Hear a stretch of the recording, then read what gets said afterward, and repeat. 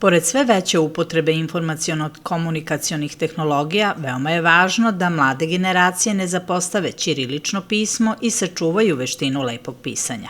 U našem kraju više od 2 veka postoji škola u kojoj se obrazuju generacije dece Konjuha i okolnih sela, a u kojoj se posebna pažnja posvećuje baš lepom pisanju. Osnovna škola Brana Pavlović baštini tradiciju kaligrafije, odnosno umetnost lepog pisanja, već 14 godina, objašnjava direktorka škole Olivera Kolarić.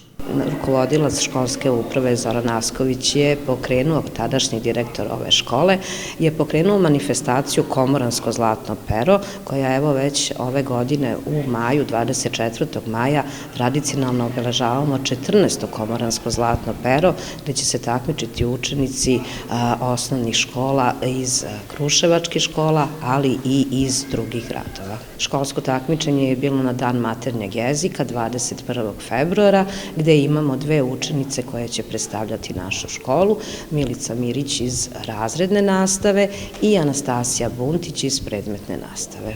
Milica i Anastasija ističu da lepo pisanje neguju od prvih školskih dana. Počela sam da volim da tako pišem od 2. razreda.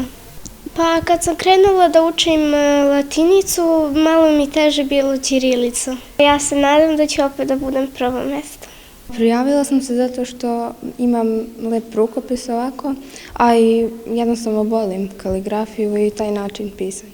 Trudim se da lepo pišem od samog početka, od 1. razreda. U početku nisam baš ostvarivala neke rezultate, ali kasnije već sam počela nešto da osvajam neke nagrade. Pisala sam tekst koji nam je dao pedagog škole. U susret 14. takmičenju iz kaligrafije u biblioteci Matične škole u Konjuhu postavljena je izložba kaligrafskih radova. Sam cilj kaligrafije je negovanje ćiriličnog pisma i kao što vidite iza je izložba Moja mila ćirilica, učesnika, pobednika koji su se takmičili iz kaligrafije u prethodnim godinama, gde učenici pokazuju te veštine izrade lepih slova, motorike, ali ujedno i neguju tradiciju lepih slogana gde predstavljaju svoju školu.